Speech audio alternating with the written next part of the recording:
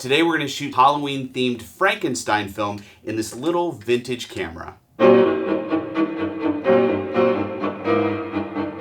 Hey everyone, Sean here, and happy Halloween. Now, for the last couple years, the Film Photography Project has been putting out special Halloween-themed monster film, Dracula, Wolfman, and Frankenstein film. Now this is black and white film that they have specially sourced and repackaged, and this just happens to be ISO 200 monochrome black and white film. And so far the examples I've seen online of this film look really promising. It's a great black and white stock. Now they're offering this film in 4 formats this year. They've got Frankenstein 35, Frankenstein 4x5, great for large format shooters, Frankenstein 120 for medium format shooters, and then this film that I purchased, Frankenstein 620. That's right, 620 film on special 620 spools, so you can use it on 620 cameras like my Ansco Panda. And if you don't know what 620 film is, there's a long story behind it, but in a nutshell, it's basically 120 medium format film on a slightly different spool size. It was a proprietary format that only worked in certain cameras,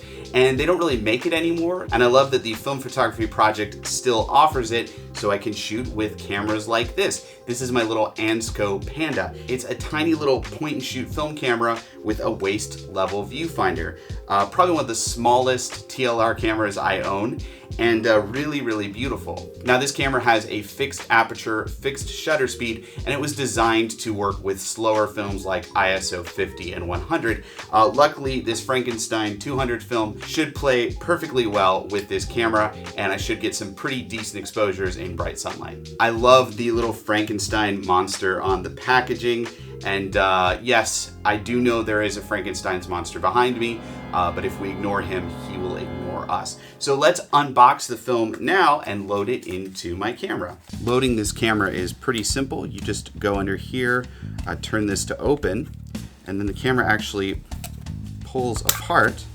This is the bottom that we just put aside for now, and then this is the part of the camera that we're gonna load.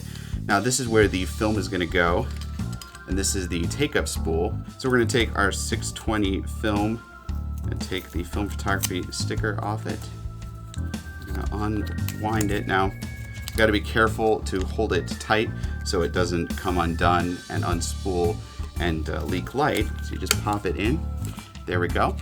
And then it's as simple as pulling it through here, threads into the take-up spool. And then we're gonna advance it a bit. All right, so that says start. So we're gonna leave it there.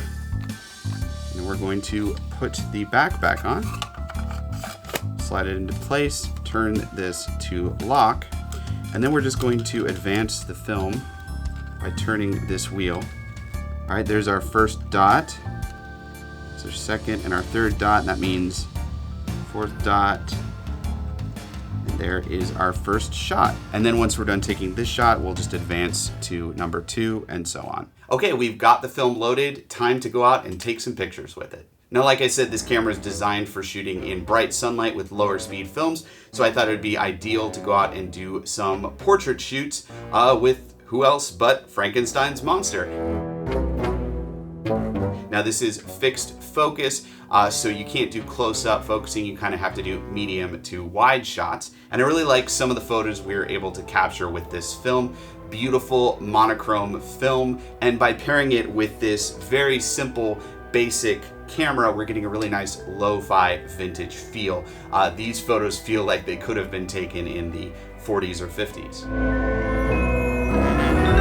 Now I developed this film in Monobath Developer. It's a very basic developer, so I didn't get the best quality out of it. And as you can see, there are some light leak issues I had, some exposure issues. It was a little too dark outside when we were shooting. So these images are a bit more soft and lo-fi looking than they would be if I used a traditional black and white film developer. I also learned why the film is called Frankenstein film, because when I poured the developer back into the Monobath container, it was bright green. And I'm assuming this is just a dye that this type of film uses, but it does dye your developer green and gives you that nice green Frankenstein look.